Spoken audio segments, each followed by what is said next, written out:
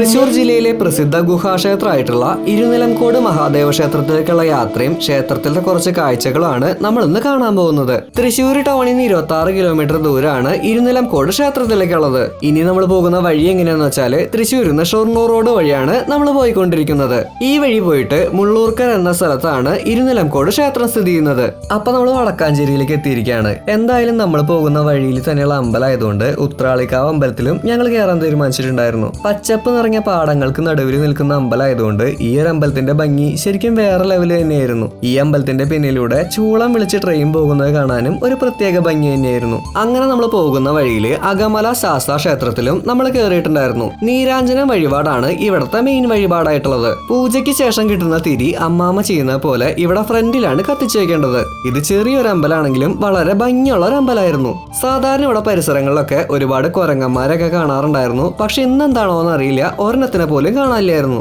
അപ്പൊ നമ്മുടെ യഥാർത്ഥ ഡെസ്റ്റിനേഷനിലേക്ക് എത്തിയിരിക്കുകയാണ്. അവിടെ സൈഡിൽ കൂടെ ആൾക്കാര് മുകളിലെ ശ്രീമൂല സ്ഥാനത്തേക്ക് പോകുന്നത് കാണാൻ പറ്റും. അമ്പലത്തിന്റെ സൈഡിൽ വെച്ചിട്ടുള്ള ടാങ്കിൽ നിന്ന് വെള്ളം എടുത്ത് കാല് കഴുകിയിട്ട് വേണം അമ്പലത്തിന്റെ ഉള്ളിലേക്ക് കയറാനായിട്ട്. അപ്പൊ ഞങ്ങളും ഇവിടെ കാല് കഴുകിയിട്ടുണ്ടായിരുന്നു. അമ്പലത്തിന്റെ ഉള്ളിലെ ദർശനം കഴിഞ്ഞ് ഞങ്ങളും മുകളിലത്തെ ശ്രീമൂല സ്ഥാനം കാണാൻ വേണ്ടി പുറപ്പെട്ടു. ഉള്ളിലത്തെ പ്രതിഷ്ഠാനെ കുറിച്ച് പറഞ്ഞാല് ഒരു പാറയില് നൃത്ത രൂപത്തിലുള്ള ദക്ഷിണാമൂർത്തി സ്വരൂപത്തിലാണ് ഇവിടെ ശിവഭഗവാന്റെ പ്രതിഷ്ഠയുള്ളത്. ചെറിയ അമ്പലമാണെങ്കിലും ഉള്ളില് ഗണപതി, അയ്യപ്പൻ, സുബ്രഹ്മണ്യൻ, പാർവതി ദേവി അങ്ങനെ മൊത്തം ശിവകുടുംബത്തിന്റെ പ്രതിഷ്ഠയുണ്ടായിരുന്നു. നിറയെ തുമ്പച്ചെടികൾ വളർന്നു നിൽക്കുന്ന പച്ചപ്പും ഹരിതാപം നിറഞ്ഞ വഴി കൂടെ വേണമായിരുന്നു നമുക്ക് മുന്നോട്ട് പോകാനായിട്ട്. പിന്നെ മഴ സീസൺ ആയതുകൊണ്ട് തന്നെ ഈ വഴിയൊക്കെ ഒരു വിഷ്വൽ ട്രീറ്റ് തന്നെയായിരുന്നു. നമ്മൾ ഇങ്ങോട്ട് കയറി വരുന്ന വഴിയിൽ ഇതുപോലെ ഒരുപാട് ആടുകളൊക്കെ മേഞ്ഞ് നടക്കുന്നത് കാണാൻ പറ്റും. രാവിലെ വരെയായിരിക്കും ബെറ്റർ, എന്ന് വെച്ചാൽ വെയിലും ഉണ്ടാവില്ല. പിന്നെ വൈകിട്ടാകുമ്പോൾ പാറയുടെ ചൂട് അവിടെ തന്നെ ഉണ്ടാവും. അപ്പോൾ നടക്കുമ്പോൾ ഭയങ്കര ബുദ്ധിമുട്ടായിരിക്കും. അങ്ങനെ നമ്മുടെ യാത്രയിലത്തെ ആദ്യത്തെ മുനിയറ നമ്മളിവിടെ കണ്ടേക്കാണ്. ഇത്രയും നേരം ചെയ്യണം എന്നൊക്കെ പറഞ്ഞ അമ്മയാണ് ഈ പുലി പോലെ കയറിപ്പോയിക്കൊണ്ടിരിക്കുന്നത്.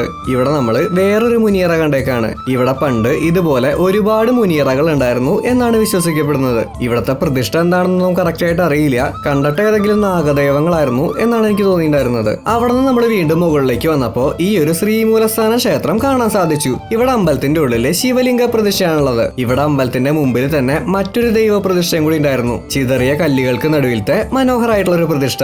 ഇതൊരു തീർത്ഥാടന കേന്ദ്രം ആയതുകൊണ്ട് തന്നെ ഭക്തിയും പിന്നെ പ്രകൃതി ആസ്വദിക്കാനുള്ള മനസ്സും ഉണ്ടെങ്കിൽ നമ്മൾ തീർച്ചയായിട്ടും എക്സ്പീരിയൻസ് ചെയ്തിരിക്കേണ്ട ഒരു സ്ഥലമാണ് ഈ ഒരു അമ്പലം. ഇവിടെ കിട്ടുന്ന ഈ ഒരു കാറ്റും പിന്നെ അകലങ്ങളിൽ നിന്ന് കേൾക്കുന്ന മയിലുകളുടെ ശബ്ദവും അങ്ങനെ ശരിക്കും ഒരു പ്രത്യേക അനുഭവം തന്നെയായിരുന്നു ഇവിടെ ഫീൽ ചെയ്തിട്ടുണ്ടായിരുന്നത്. ഇവിടെ അമ്പലത്തില് എല്ലാ ദിവസവും രാവിലെ 11 മണി മുതൽ അന്നദാനം നടത്തുന്നുണ്ട്. നല്ല 5 കൂട്ടം കറികളോട് കൂടിയിട്ടുള്ള സൂപ്പർ മീൽസ് ആയിരുന്നു ഇവിടെ സെർവ് ചെയ്തിട്ടുണ്ടായിരുന്നത്. അപ്പൊ അങ്ങനെ ഭഗവാനെയും കണ്ട് ഭക്ഷണവും കഴിച്ച് പിന്നീട് ഒരിക്കലും വരാന്ന് പറഞ്ഞ് ഞങ്ങൾ വീട്ടിലേക്ക് യാത്ര തിരിച്ചു.